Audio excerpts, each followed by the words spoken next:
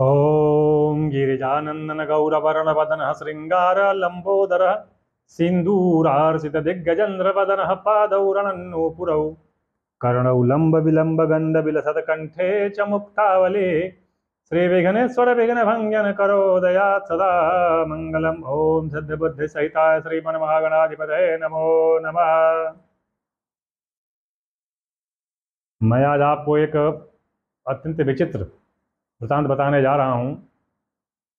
सुन करके आप चौंकेंगे भी और प्रसन्न भी होंगे, क्योंकि ये जो मेरा वीडियो है यह मैं करवा चौथ के बारे में बना रहा हूँ। करवा चौथ कब शुरू हुआ, कैसे शुरू हुआ, और अभी आज जो वर्तमान में जो करवा चौथ की पूजा हो रही है, उसकी जो कथा हो रही है, क्या वो पूर्ण है, क्या वो कथा पूरी है? जो कथा औरतें सुनती हैं, कहती हैं, सुनाती हैं, क्या वह कथा पूरी है?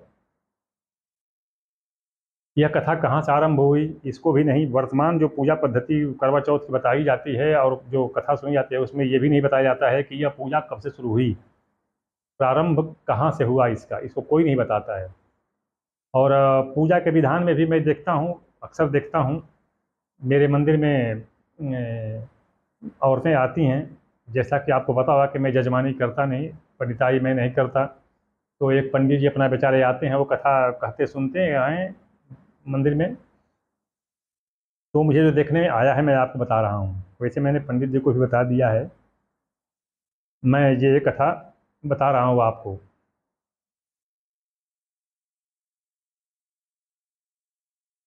आदिकाल में पुरानी बात है,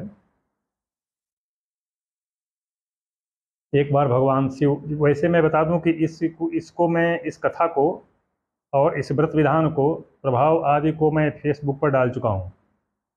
क्योंकि जैसा कि मैं पहले बताता हूँ कि यहाँ पर अगर मैं मंत्र बोलूँगा भी तो उससे कोई लाभ होने को नहीं है, क्योंकि आपको मंत्र याद करना होगा तो आपको कहीं लिखा हुआ होना चाहिए, तो इसलिए मैंने उसको फेसबुक पर डाल रखा है।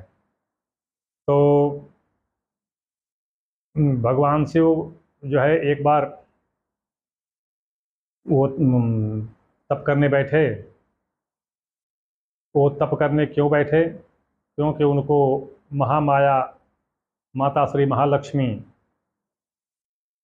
के दर्शन की आवश्यकता पड़ गई। वह क्यों पड़ी? क्योंकि वो भगवान विष्णु के पास जाना चाहते थे, उनका दर्शन करना चाहते थे, लेकिन लीलाधर भगवान विष्णु इस बात को समझ गए और वह अपने आप को कई भागों में विभक्त करके कई रूप में हो गए। कुछ पेड़ के रूप में, कुछ जीव के रूप में, कुछ और रूप में हो गए। वे भगवान शिव जो है उनको ढूंढ नहीं पाए, तो तब उन्होंने सोचा कि रुको, माता लक्ष्मी को प्रसन्न करता हूँ, उन्हीं का आवाहन करता हूँ तो वही बताएंगी। तो इन्होंने माता लक्ष्मी की आराधना शुरू की, आवाहन शुरू किया, जंगल में एकांत में बैठ करके। तो माता लक्ष्मी के आने के, जब प्रसन्न हुई माता लक्ष्मी, तो उनके आने के पहले वहाँ पर स्वर्णाभूषण भंडार अच्छी तरह से, जो माता लक्ष्मी के साधन वगैरह होते हैं, तो वहाँ पर सजा दिए गए। वहाँ पर राक्षसों, दैत्यों और पिंडारियों ने, जो डकैत लुटेरे होंगे चाहे जो भी हों, उन लोगों ने देखा तो वो लोग धन के लोभ में पड़ गए। तो उन्होंने भगवान शिव को एक कवच से घेर दिया, अदृश्य कवच से घेर दिया। भगवान शिव तो उस माता के मनोहारी रूप का दर्शन करके उसी में तृप्त थे। इन लोगों ने घेर दिया और फिर जब माता लक्ष्मी जब तिरोहित हुई वहाँ से, तो ये सारा धन लेकर के भाग गए। वहाँ से माता जी का वो पूरा धन इकट्ठा कर लेकर भाग गए। अभी इसी मध्य क्या हुआ कि माता सती, ये तो मैं झटके में सब कह दिया, लेकिन इसमें कई मनवंतर लग चुके थे। ये जो दौरान है, ये कई मनवंतर लग चुके थे तप करते और माता रानी के प्रसन्न होते, और उनके दर्शन होते। ये तो मैंने झटके से कह दिया, ये बात तो लग रहा है कि तत्काल में सब बात हो गई, लेकिन इसमें क्या हुआ कि इधर माता सती को बड़ा दुख हुआ, क्योंकि भगवान शिव बहुत दिन से लापता थे, दिखाई नहीं दे रहे थे। बहुत उन्होंने ढूंढा, लेकिन वो कवच में बंधे हुए थे, इसे वो दिखाई भी नहीं दिए। भगवान शिव को भी इधर ध्यान नहीं आया, वो तो दूसरी तरफ मगन थे, तो उनको एक कवच वगैरह का भी ध्यान नहीं आया कि मैं कवच में बंधा हूँ। तो इस तरह से माता सती निराश होकर के तरफ तो घूम करके फिर कैलाश लौट गई। और वहीं पर वो अपना अनुष्ठान पूजा तप जो भी है जाप करने लगी। देखिए संजोग, इसी समय में उधर समुद्र मंथन हुआ। समुद्र मंथन हुआ तो उसमें से हलाहल विष निकला, जहर। और वो जब जहर निकला तो उसमें से इतनी भयंकर लपटें उठ रही थी, इतना उससे ताप उष्णा गर्मी निकल रही थी कि त्रैलोक जलने लगा। जीव जंतु व्याकुल हो गए, जलने लगे, चारों तरफ त्राही त्राही मच गई। किसी को कुछ समझ में नहीं आ रहा था कि आखिर कहाँ जाए कोई, कहाँ, तीनों लोक तो जल रहा है, जाए कोई कहाँ, किस लोक में जाए। समस्त देवता मिलकर के भगवान विष्णु को ढूंढे। भगवान विष्णु फिर जैसे तैसे अपना वो विग्रह बनाए, समेट करके सब चारों तरफ से।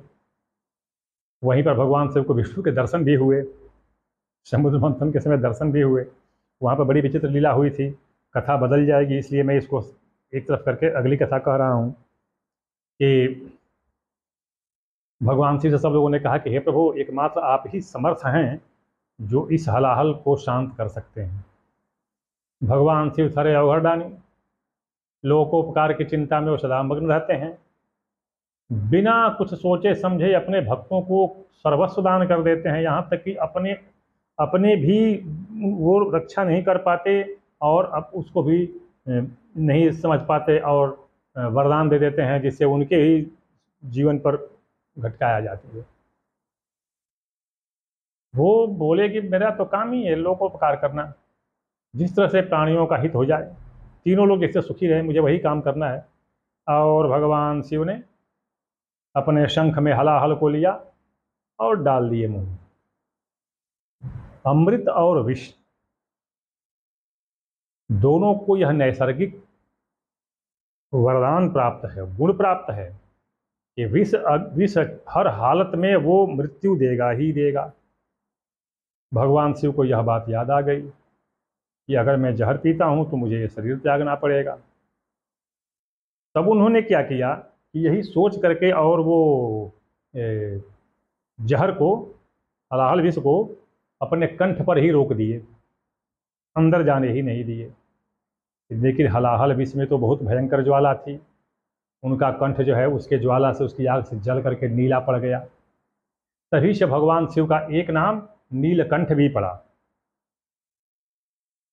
उनको नीलकंठ भी कहते हैं भगवान शिव को, क्योंकि उनका कंठ नीला है। अभी इधर क्या हुआ कि भगवान शिव मुंह नहीं खोल पाते थे, क्योंकि अगर मुंह खोलते तो जहर उधर ही था, उसकी ज्वाला चारों तरफ फैलने लगती। मुंह भी नहीं खोल पाते थे। अभी वो जाप कुछ करेंगे तो कैसे करेंगे, मनसा जाप करना पड़ता उनको। और या किसी को वरदान देना होता, किसी को श्राप देना होता, तो वो कैसे मुंह खोलते। अभी बड़ा ये बहुत ही मुश्किल हुआ, इसका कैसे क्या करें। तो देवता लोगों ने विचार किया और उसी समय क्या हुआ था कि अमृत भी बांटा गया उधर। तो भगवान विष्णु विश्व मोहिनी का रूप धारण कर लिए थे और उसी समय में वो राहु केतु की गर्दन काटे थे, क्योंकि राहु केतु, वो राहु जो था वो जा करके बैठ गया था देवताओं की पंक्ति में अमृत पीने के लिए, चोरी करके, चोरी छुपे बैठ गया था। चंद्रमा ने उसको देख लिया और भगवान विष्णु से इशारा कर दिया कि देखो ये दैत्य है लेकिन देवता बन के बैठा है। और भगवान विष्णु ने आओ देखा था, वो अपना चक्र चलाया और उसकी गर्दन कट गई। लेकिन चूंकि अमृत पान कर चुका था तो अमृत का तो प्रभाव है कि कोई मर नहीं सकता है, तो गर्दन उसकी कट गई तो उसका सिर भी जिंदा रहा और धड़ भी जिंदा रहा। तो जिस सिर हुआ वो राहु कहलाया और जो धड़ हुआ वो केतु कहलाया। किंतु अब ये बैर तो हो ही गया राहु केतु को कि चंद्रमा ने ये इशारा किया है, उसी के कारण से ये हमारा वध हुआ है। तो अब वो चंद्रमा के पीछे पड़े। सब देवताओं ने इस बात का आकलन पहले अंदाजा लगा लिया। तो तब उन लोगों ने कहा कि भैया ऐसा है कि तुम भगवान शिव के पास जाओ। और वह चंद्रमा जो है भगवान शिव के पास पहुंचे। भगवान शिव को इस बात का पता चला तो उन्होंने क्या किया कि बड़ा जड़ा जूड़ा बना करके, जटा जूट बना करके, गोला बड़ा बना करके, और वहीं पर एक साइड में उनको चंद्रमा को छिपा दिया। इसीलिए चंद्रमा का जो भाग जूड़ा से छिप जाता है वो नहीं दिखाई देता है, और ऊपर वाला हिस्सा वो हंसियाकार में, अर्धगोलाकार या हंसियाकार में दिखाई देता है, जो द्वितीया के चंद्रमा की तरह दिखाई देता है। अभी इधर क्या हुआ कि भगवान शिव तो वैसे ही थोड़ा वो विष के प्रभाव से आतंकित थे। चंद्रमा को यद्यपि देवताओं ने दिया था कि भाई जाओ तुम शीतलता प्रदान करो, चंद्रमा ने अपने प्रयत्न भर शीतलता प्रदान किया, लेकिन उससे वो कुछ राहत नहीं हुई। तब देवताओं ने उस हलाहल को कई भागों में भक्त किया, कुछ वासुकी को दे दिया, कुछ विषैले जीव जंतुओं को दे दिया। इस तरह से थोड़ी जहर की जो प्रबलता थी, वो उग्रता थी, वो कम हुई। और भगवान शिव इधर टहलते टहलते पहुँचे कैलाश पर। कैलाश पर पहुँचे तो माता सती उधर तो जाप कर रही थी, जप पे लगी हुई थी भगवान के। जीर्ण शीर्ण हो गया था शरीर, निर्जला रह रही थी व्रत में, न कुछ खाना न कुछ पीना, कुछ नहीं, केवल श्वास लेकर के वो रह रही थी। भगवान शिव पहुँचे, माता रानी के आँख के आगे अंधेरा छा गया था। अरे एक मनवंतर बीत गया और उतने दिन तक वो तपस्या करती रही, उनके आंखों के आगे अंधेरा छाने लगा, भगवान शिव दिखाई नहीं दिए, केवल वो चंद्रमा जो था वो दिखाई दिया, क्योंकि वो बर्फीला जगह था और बर्फ पर चंद्रमा की रोशनी पड़ती थी तो और ज़्यादा विकृत होकर के और वो फैल के चमकदार और दिखाई देती थी उसकी रोशनी। तो चंद्रमा दिखाई दिया और फिर चंद्रमा की रोशनी में भगवान शिव दिखाई दिए। माता रानी बड़ी प्रसन्न हुई। इधर ये क्या कर रही थे कि जब तक ये नहीं दिखाई दिए थे तो इनके उग्र ताप से, शरीर तो इनका ताप से जल रहा था, तो वहाँ की जो बर्फ़ थी वो पिघल रही थी और पिघल पिघल करके पानी बन करके, और जहाँ माता रानी बैठी थी वहीं पर एक कोटर टाइप का बन गया था, खोदरा टाइप का बन गया था, गड्ढा टाइप का बन गया था। तो उसी में वो पानी जाकर के एकत्र होता था, उस पानी से इनको थोड़ा सांत्वना मिलती थी। तो ये पानी बहने न पाचा, इधर जब गर्मी के कारण कुछ बर्फ़ वहाँ पिघल गई थी तो वहाँ पर कुछ घास वगैरह भी जम आई थी। तो माता रानी ने क्या किया कि वो पानी बहने न पाए, इसके लिए वो थोड़ा सा वो घास दूबरुआ उखाड़ करके और वहाँ पर उसके किनारे किनारे लगा दिया, उस कोटर के किनारे किनारे लगा दिया।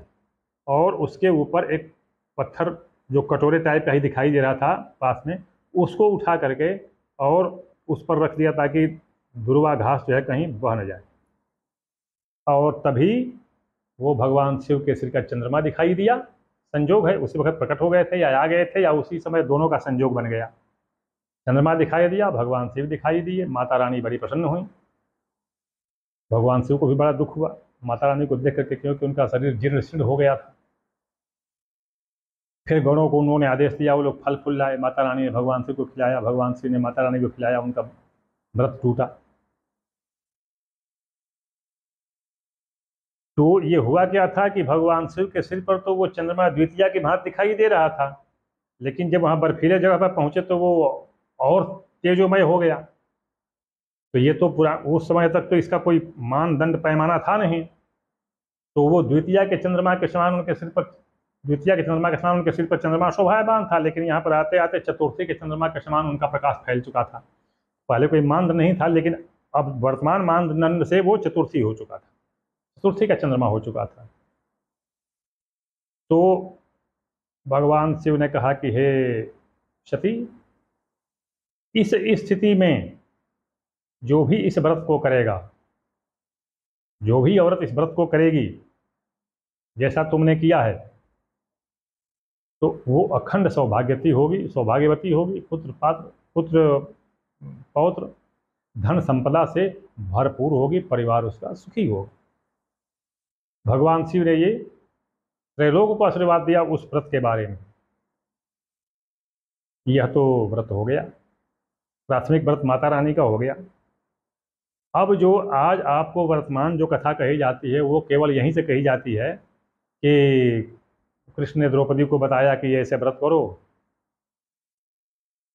तो पुत्र जीवित हो जाएंगे, सौभाग्य बढ़ेगा, जो भी हो। तो नारद जी ने इस व्रत को उनसे करवाया, द्रौपदी से। किस तरह से? कोटर तो वहाँ था नहीं, तो एक करवा, मिट्टी का करवा बनता है, उसमें दुर्वा डाली जाती है, हल्दी डाली जाती है। मंत्र इसके हैं, सबके मंत्र हैं। दुर्वा कैसे डालेंगे वो उसमें, वो कांडात कांडात प्ररोहंती, अभी यहाँ पर मैं मंत्र पढ़ूंगा तो कोई मतलब नहीं है।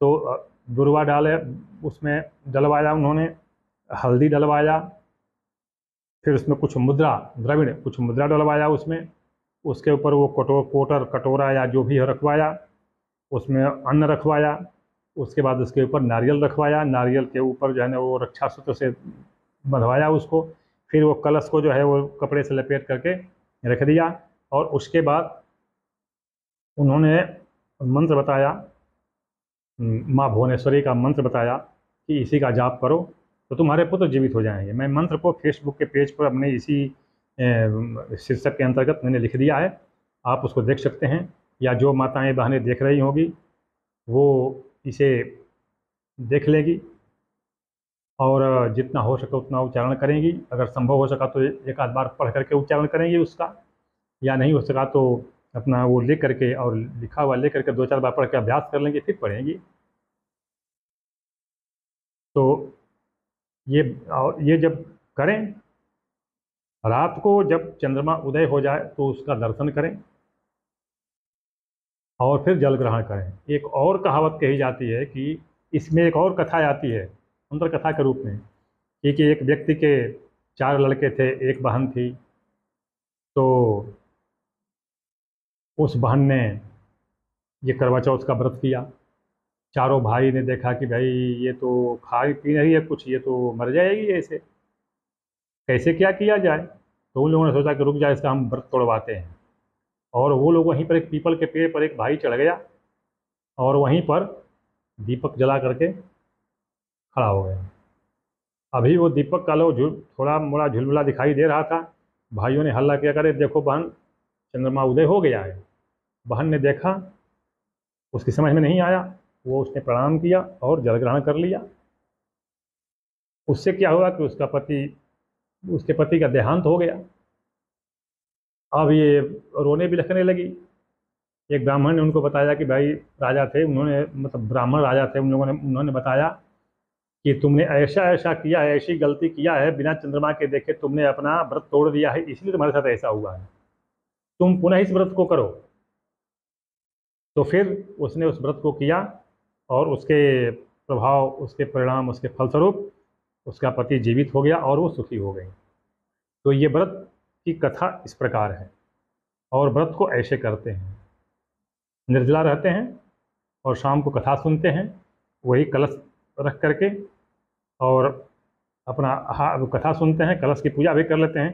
पंचोपचार तो करना ही करना है, वो पुष्प धूप दीप तो करना ही करना है वो कलश का। इसका मंत्र तो मैं पता नहीं कितनी बार लिख चुका हूँ और बता चुका हूँ अपने वीडियो में। जिसको कोई हो तो वो देख सकता है, और नहीं तो पंचोपचार की विधि तो पंचांग में बताई रहती है। मंदार संजात पारिजाता कल्पा ध्रुव श्री हरिचंदनाना गृहाण पुष्पाण देवी तुलस्या मिश्राण साक्षान नव मंजरी भी। अगर वेद का मंत्र नहीं आता हो तो ये पुराण का मंत्र पढ़े। दीपक दिखाने का अगर मान लीजिए कि नहीं आता है, कि चंद्रमा मनसो जाता चक्षु सूर्यो आ जाता, अगर नहीं आता है तो ऐसे ही पढ़े कि तमोहारिणम ज्ञान मूर्तिम मनोज्ञम लसद्वर्ति कर्पूर पूरम गवाज्यम। पौराणिक मंत्र पढ़े, कोई आवश्यक नहीं है वैदिक मंत्र पढ़ना। या अगर नहीं मंत्र आता है तो ऐसे ही कि हे प्रभु, आप यह दीप दान स्वीकार करें। तो इस तरह से ये पूजा करके और शाम के वक्त समय वो उसको दर्शन करके और फिर उसका जल ग्रहण करें।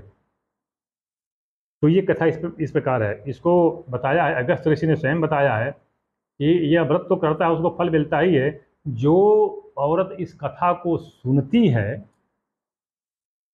उसको भी प्रभाव मिलता है, और उसके परिणाम मन से, आत्मा से, अंदर से जो इस को सुनती है कथा को, उसको वही परिणाम मिलते हैं, और वो भी धन धान से परिपूर्ण होती है, उसका सुहाग अखंड होता है, पुत्र पौत्र आदि से भरपूर होती है।